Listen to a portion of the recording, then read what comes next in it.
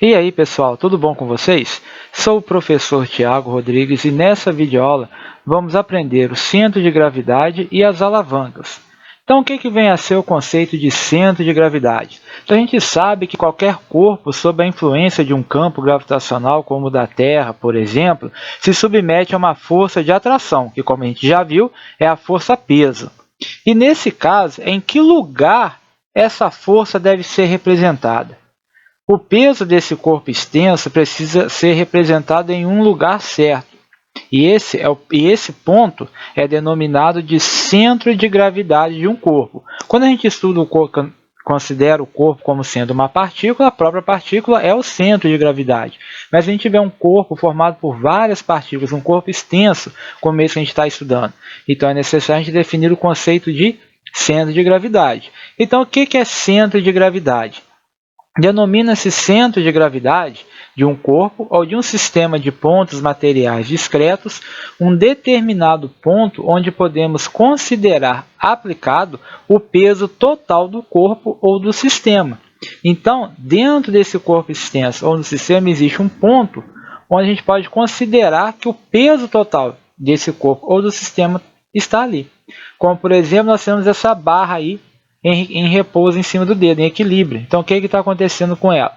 O dedo está indo justamente no centro de gravidade da barra, então ela continua em equilíbrio. Se a gente afastar a barra do centro de gravidade do dedo, a barra com certeza sairia do equilíbrio.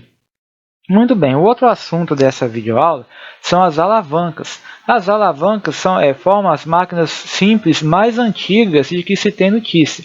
Então, uma alavanca nada mais é do que um dispositivo constituído de uma barra rígida que pode girar em torno de um ponto fixo.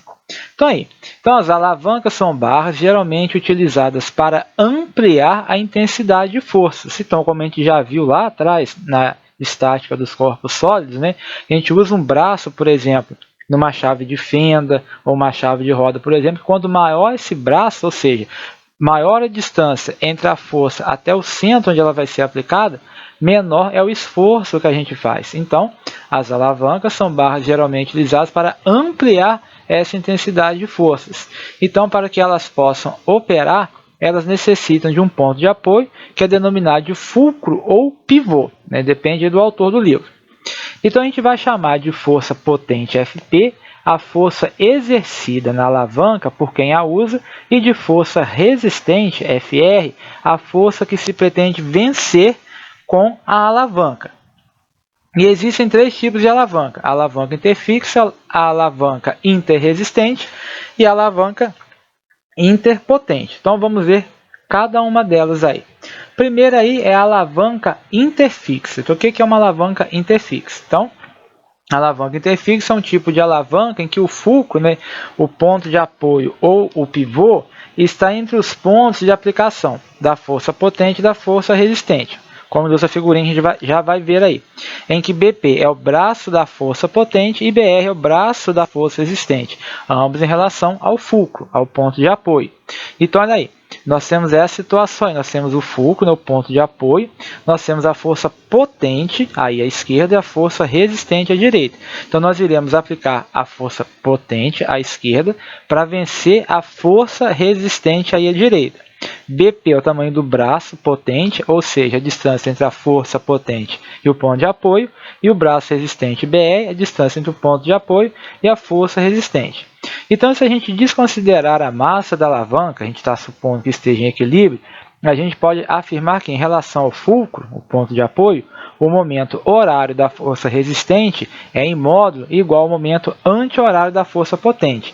Então, a gente pode escrever a força potente vezes o braço potente é igual a força resistente vezes o braço resistente.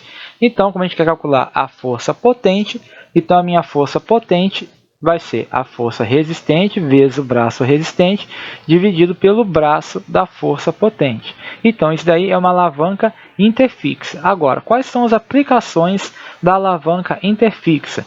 Vamos ver então alguns exemplos desse tipo de alavanca.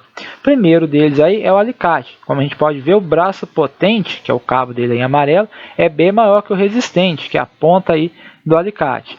Um outro exemplo aí é a tesoura, onde cada braço resistente dela possui uma lâmina muito afiada para facilitar o corte e diminuir o esforço de quem está recortando. E por último, a gente tem a representação das forças que agem num carrinho de cargas. O operador aí segura o carrinho com um esforço menor que o peso da carga a ser transportada. Beleza?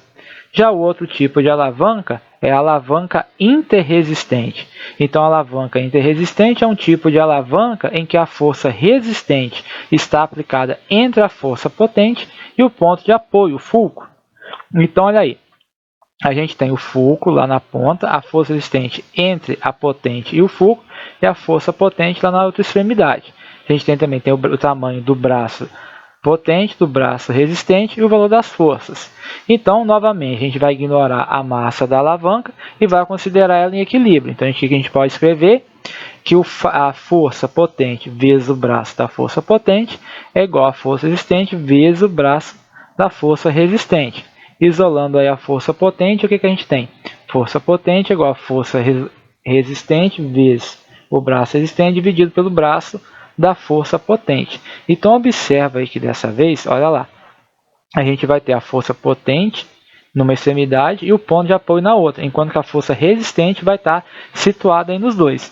Então, quais são os tipos de máquinas que utilizam a alavanca interresistente? Vamos ver aí, então, alguns exemplos de alavanca interresistente. O primeiro deles aí é um quebra-nozes. No quebra-nozes, por exemplo, a gente tem um par de alavancas interresistentes operando em conjunto. São duas aí, né? Cada uma, as duas, né, formam o quebra-nozes aí. O outro exemplo que nós temos é o abridor de garrafa.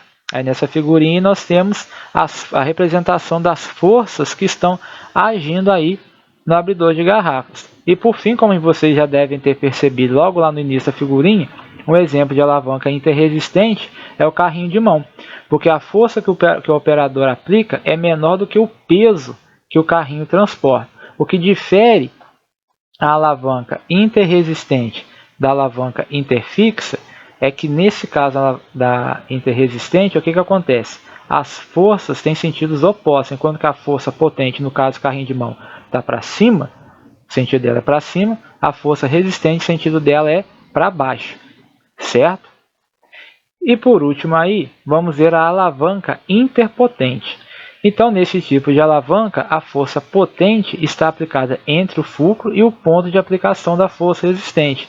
Então, olha lá, é uma situação parecida com a interresistente, porém agora nossa força potente está para baixo, a resistente está para cima. Então, novamente, desprezando a massa da barra, considerando em equilíbrio, a gente tem força potente vezes braço da força potente é igual a força resistente vezes o braço da força resistente. Isolando, o que a gente tem? Força potente é igual a força resistente vezes o braço resistente dividido pelo braço da força potente. Mas observe aí que o braço da força potente é menor que o braço da força resistente. Então, a força aplicada pelo operador vai ser, então, mais intensa do que a força que ele obtém no extremo dessa alavanca. Então, qual que é o ganho? Então, isso é o caso, por exemplo, de uma pinça. A gente pode usar sem causar danos em objetos muito delicados, como, por exemplo, as minúsculas peças de um mecanismo de um relógio. Então, como exemplos que a gente tem desse tipo de alavanca interpotente, a gente pode citar aí, por exemplo, o remo. É um arranjo muito útil quando a gente quer obter um ganho no deslocamento, embora isso signifique uma perda na força. A gente faz muito mais força do que a gente tem no movimento. Então não está funcionando assim, vamos botar aí como um multiplicador de força. Você faz mais força para mover o remo do que o remo para mover o barco, certo?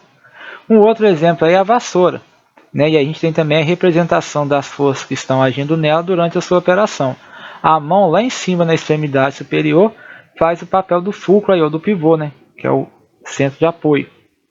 Outro exemplo aí, como a gente já falou, é o exemplo da pinça. E o outro que a gente também tem é o do cortador de unhas. A gente tem aquela alavanquinha lá que multiplica a força, por quê?